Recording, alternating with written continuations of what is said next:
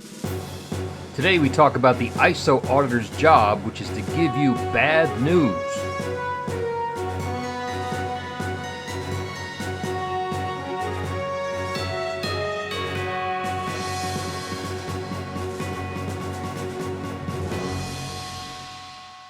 Hey, how is everybody? Had a little oral surgery, so that's why I wasn't doing any videos for a while. That all went well, so I'm back, and I'll try to do more video content as a result.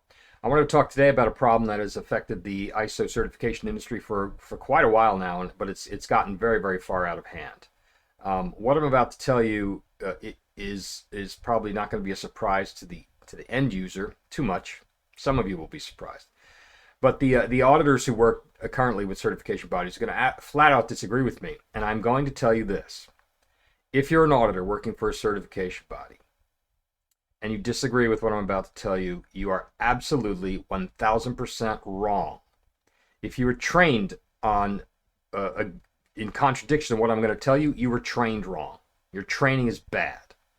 This is an example where I am 1000% correct. I have no beginnings of doubt that what I'm about to tell you is correct. And I'm going to explain why. But it's going to contradict what you've been taught and what you've been led to believe, which is absolutely wrong and dangerous. It is this: ISO certification auditors, when they're doing ISO 9001, 27000, 14000, whatever, ISO certification auditors are there to give the client bad news. That's the job. Not to make friends, not to drive improvement, not to add value. All of that is wrong. Some of it's fraudulent. That's not the job. The job of an auditor is to give you bad news. That's it. Okay? So let's break that down. And why this has become such a problem in the industry, because no one believes this. First, understand that in the United States we call them registrars, but the proper name is certification body, a CB. That's the common name. Internationally, we call them certification bodies. That's the company that audits you and gives you your certificate. Their formal name, however, is a CAB, a CAB, and that stands for Conformity Assessment Body. The ISO standard that governs the conformity assessment bodies is ISO 17021-1, and that standard is literally for conformity assessment. So it's in the name. Your certification body is there to assess conformity. And in an ISO scheme, because it's not a maturity model, assessing conformity is binary. You either pass or fail. It's pass-fail, right? And by fail, we just mean you walk away with nonconformities, right? And you can fix them, and I guess if you don't fix them, then you fail. But it's still binary. You either get a green check or you don't. And if you don't, there's things you have to do in order to get that green check, right? That's their job. Assess conformity, make a decision, thumbs up or thumbs down. That's it. What happened was many, many years ago, and that's the way it started in the late 80s and early 90s, when all of this started. That's what the certification bodies did, and it was strict. And companies failed their audits. They got lots of nonconformities, and some didn't get certified, and it was the way it was supposed to be. At some point, though, every certification body realized that they were offering the exact same service. They went in, they audited, they wrote nonconformities, and they left. So they needed to differentiate. And so some of them began to say, all those other guys are coming in and they're just conforming assessment, but we're adding value.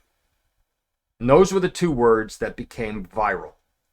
And so now, if you check, and ironically, it had the opposite effect. Instead of differentiating, all of the certification bodies now say somewhere on their website, you can go check this, go check them. Somewhere they're going to have the words value-added auditing or adding value. Those two words are going to be on there somewhere. And now it's become kind of a joke, because the original thing was that a few of the CBs said that to seem different, and now they all jumped on it. And it got so bad that they actually diluted the rules, the 17021 rules, to allow for more and more consulting, right? They call it opportunities for improvement, and then they made wishy-washy rules against consulting, but there's still rules against it, but they diluted them. So now auditors go in and they claim they're there to make improvements. They're going to improve your company, which is wrong. That's not your job. If I'm talking to the auditors now, that's not your job, and you're not even qualified to do it. You're absolutely not qualified. There is no reality in the world that suggests that somebody who has never been to your company, who walks in the door and within the first 5 minutes may not even know what your product is, can suddenly improve your company. It's farcical. It's absolutely crazy to believe that. Having an outside set of eyes come in and maybe spot problems, yes, okay.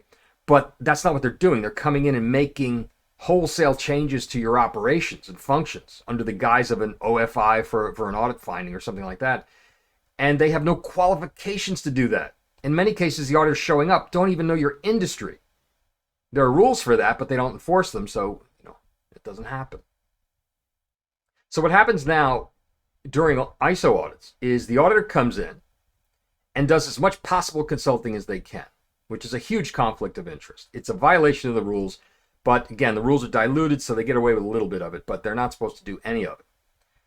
So you as a user, when you see that auditor come in and they start to consult, you should throw up your hands and say, you got to stop. You got to stop. And why is that? Because when they start to consult, whether that's through the issuance of OFIs or make suggestions for improvement or whatever, or they say, here's things that I've seen in other companies, I'm not allowed to tell you, but I'm allowed to tell you what I've seen in other companies. No, you're not. You're actually not allowed to do that. You're prohibited explicitly from doing that. The standard says you cannot provide specific solutions. And if you're telling me, here's a specific solution that somebody else did, you just broke the rules. So you're not allowed to do that. You're trained wrong. But you as the user now, if you see that auditor doing that, you need to stop, because at that point they're auditing their own work. The auditor will give suggestions for improvement. And if you take them, obviously they will be more welcoming and more receptive. And they'll be, oh, you took my advice. Very nice. Good. They're not going to say objectively that, oh, the advice I gave you was bad, actually. I'm glad you don't take it. No, it's advice they gave, so they have a positive spin on it already. So if you take their advice, they will view you favorably. If you reject their advice, they will view you negatively. Now, they're going to say they don't, but it's human nature. They're going to do it. Why don't they just don't give advice? And then you've taken off the whole equation off the table. Don't do that. So they're not allowed to do it, but they do it. And you as a user need to stop them from doing that, because at that point, they're changing the quality system that they're then going to certify. And they're not allowed to do that. The job of the auditor is to come in, assess conformity, and issue nonconformities. That's it. That's their job. And that is a good thing. All right? So let's think about something for a minute. Let's say that you're sick and you go to the doctor. You have pains in your chest or something, and you go to the doctor. And the doctor says, you're a very handsome man. Don't worry about the chest pain. You're gorgeous. Go out there and be popular. And you do. You go out feeling pretty good about yourself. But you're going to die because you got chest pains. Let's say you take your car to the mechanic and the brakes don't work. And the mechanic says, don't worry about the brakes. The paint on this car is awesome. It just looks good. Let's go in here and I'm going to adjust the ashtray. But don't worry about the brakes. You're good. Or let's say you hire an accountant and the accountant comes in and checks your books and sees all these problems, right? Gonna wind up in jail, but then they say, but your handwriting's pretty nice. You hire professionals to give you bad news. When the doctor tells you bad news and says you're very sick, that's a good thing, and we like that. We say, thank you, doctor, you saved my life. When the mechanic tells you your brakes are broken, you got to fix them, and if you don't, you're going to die, thank you, Mr. Mechanic, you saved my life. And if the accountant comes in and says, your books are all screwed up, you're going to get arrested, we got to fix this, you say, thank you, Mr. Accountant, you've saved my life, right? In all these other professions, we understand that these are professionals who give bad news. And they do so in a professional manner. In the ISO scheme, because we don't have professionals, it's a shit show of a bunch of clowns running around, right? And I say that as a guy who draws cartoons. It's pretty sad that I have to say it. But our our world is very unprofessional. They don't know how to give bad news in a professional way, and they confuse because they're so dumb. They think, oh, giving bad news is unprofessional, so I need to give positive news. Okay, whatever. But anyway, the job of the auditor is to come in and say, you've got huge gaps in your quality management system, all right? They got to get fixed. And if you don't get fixed, you're going to lose your certificate, or the customer finds out you're going to get sued, or something bad like that's going to happen. And then when they do, when you walk away with 10, 15 nonconformities, you should think to yourself, thank you. Now I can fix this, and I'm going to be better for it. That is the improvement. They don't need to give you opportunities for improvement. They don't need to do consulting. They don't need to do any of that. Write the nonconformities, shut up, and leave. That's their job. It's what's written into the standard, but they're trained wrong, and then we have this social, or that's actually a financial influence. They don't want to come in and write nonconformities for two reasons. One, you may fire the certification body, and then they can go find somebody else who's easier. So the certification bodies don't want their auditors writing nonconformities. And then two, the auditor himself doesn't want to feel uncomfortable. Some of them don't want to feel uncomfortable. There's another dirty angle to this too. The certification bodies won't have explicit policies saying don't write nonconformities. In fact, some of them have opposite policies. But it's a silent policy. And what happens in the real world is this. If a certification body has an auditor that writes lots of nonconformities, those are supposed to be written outside of any influence of the certification body's sales and marketing team. In reality, in the certification bodies, the sales team has a close relationship with the schedulers. Some CBs are going to say that's not true. You're wrong. I know it is. Okay, it is true. Not all of them, but most of them have this. And sometimes the sales is doing scheduling, literally the same person doing it, right? And so there's an influence that in essence they decide which auditors get assigned and which ones don't. So what we find now is that the auditors who don't write nonconformities get assigned to clients more often than those that do. So it's not a published policy or anything. There's nothing you could track down. But this is why now, overwhelmingly, we're looking at probably 80-90% of all audits result in zero nonconformities.